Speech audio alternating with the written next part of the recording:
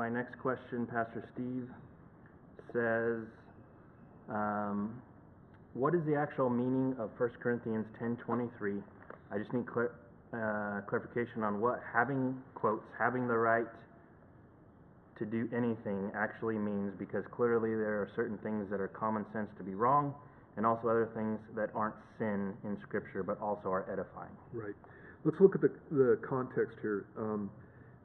He says in verse 14, "Therefore, my beloved, flee from idolatry." And then he begins talking about our communion with Jesus and saying that we're not to be involved with idols. Verse 19, he says, "What am I saying then? That an idol is anything, or what is offered to idols is anything? Rather that the things which the Gentiles sacrifice, they sacrifice to demons and not to God. And I do not want you to have fellowship with demons. You cannot drink the cup of the Lord and the cup of demons. You cannot partake of the Lord's table and of the table of demons. Or do we provoke the Lord to jealousy? Are we stronger than He?" And the point that he's making is he's talking about situations where people would go to an idol's temple and have dinner, and so be involved in a sacrifice. And we're not used to this because we don't do these things. But in Israel, when you did sacrifices, you were having a feast. You were going to the temple and you were going to have a feast. So part of the sacrifice went on the altar, and part went to the priest, and part went to your family. And so you're having a barbecue, basically, down at the temple. Right. Is what's going on. And so Jews weren't the only ones who did this. Gentiles did it too. But the temple would be different. Now it's the local Zeus temple. Right. Or it's the local Apollo temple, and that kind of thing. And Christians are getting invited by their friends to go to these places. And Paul's saying, probably not a good idea. You know? And it's not that these false gods are real gods and that kind of thing, or that the meat is necessarily going to poison you or something like that. But it's not a good idea because there's a demonic element that goes along with that whole thing. And so there were some Christians who were thinking that they had the freedom to do that kind of stuff. And what Paul says in rounding that whole thing out, he says, all things are lawful for me. There's all kinds of stuff that I can do, but not all things are helpful. All things are lawful for me, but not all things edify or build up. And so it's one of those things that I have to be paying attention to. There are things that I can be involved in this world that are not necessarily going to take me and destroy my life, or absolutely one of those things where it's black and white sin. But if it's going to tear somebody's faith down, or if it's going to expose me to things, in this case, Paul's saying, hey, there's a little more to the whole paganism thing than these people are worshiping dumb idols.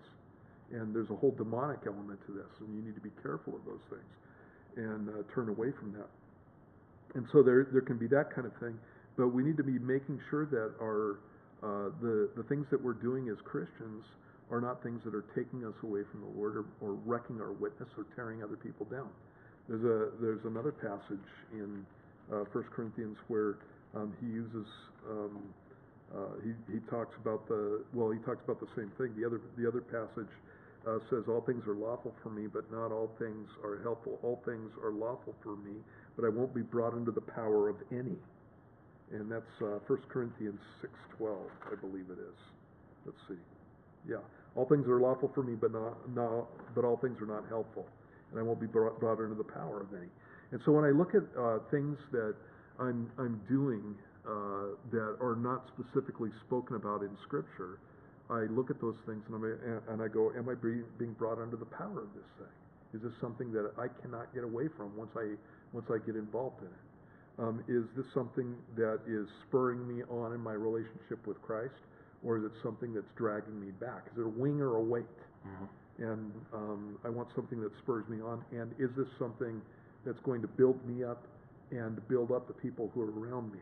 And if it's going to tear me down and it's going to tear other people down, then it's a good thing to step away from those things and just have a life that's honoring to the Lord. Unbelievers know what you're supposed to look like.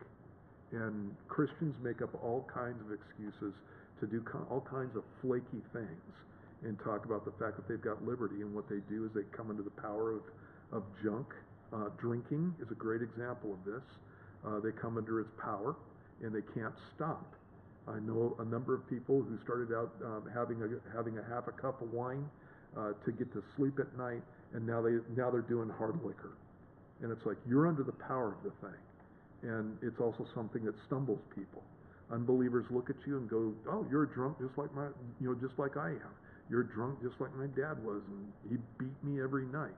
And you go, "Whoa," and you start making your excuses, and the unbeliever just goes, "Yeah, you're a drunk, is what you are," and they're right in those situations. And so, again, there are things that I need to be careful about, and so that's what that's talking about. So. Excellent.